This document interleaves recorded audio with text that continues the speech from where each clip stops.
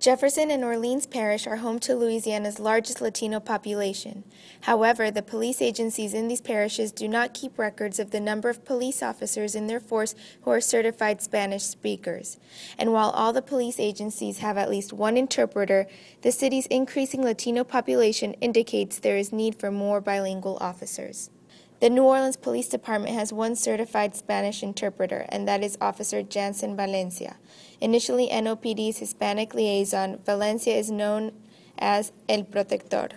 El Protector is the main program that NOPD has to address the relationship between the police department and the Hispanic citizens. Ever since the creation of El Protector in 2010, Valencia has worked directly with the Latino community. With the help of the Hispanic Apostolate's Public Safety Coordinator, Eva Hurst, Valencia visits local businesses owned by Latinos. He attends meetings involving the Latino community and gives public safety presentations to ESL students. But El Protector is not Valencia's only role. Because he is NOPD's only interpreter, Valencia is on call 24/7 and is required to assist any scene that requires a translator.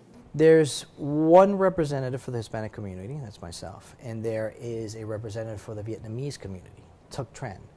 And he's basically my counterpart for the Vietnamese community. He deals directly with them and all the issues that the Vietnamese community has. I deal with the Hispanics. To be honest with you, it's just basically us two.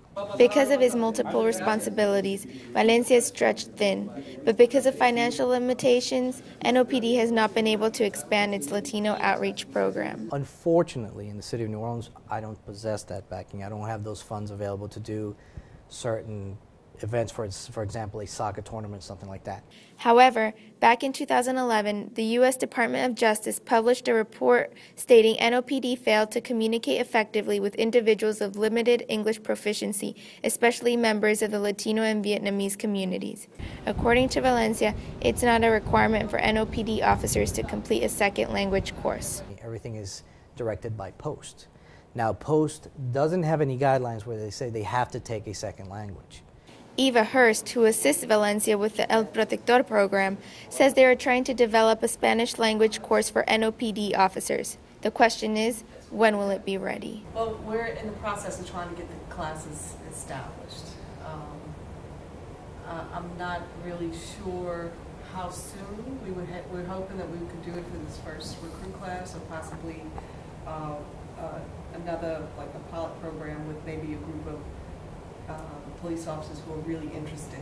According to Valencia, being able to communicate with Latinos in their native language increases their chances of reporting crimes and complying with law enforcement officials. Population data collected by the U.S. Census shows just how large the Latino population is in the New Orleans metro area. The neighborhoods written in red have the largest percentage of Latino populations in Orleans Parish, but that's nothing compared to Jefferson Parish, where 12% of the total population is Latino. As the executive director of the Latino Farmers Cooperative of Louisiana, Katia Duran works closely with low-income Latinos. Duran shares an experience where she says she and a group of Latinos did not receive fair treatment from the police.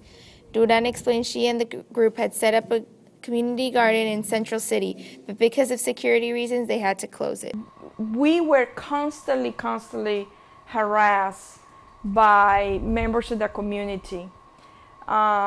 And I called the police about 4 times, and there was clearly, and now I understand when I speak with other people that know the law, that they were trespassing and vandalism. And when I called the police to report the crime, they did not want to do the reports. Duran said that every time she called the police, it took hours for them to arrive.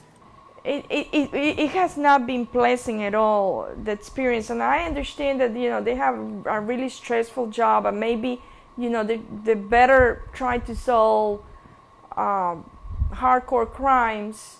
But we left that community garden because, quite frankly, we felt in danger. I mean, there was a certain point that I felt that we were going to be killed by it. Whether Duran's experience was directly linked to NOPD's lack of bilingual officers remains uncertain. However, if Duran had been given the opportunity to speak with a Spanish-speaking officer, the situation may have resulted differently. Reporting for PAC News, this is Natalia Verdina.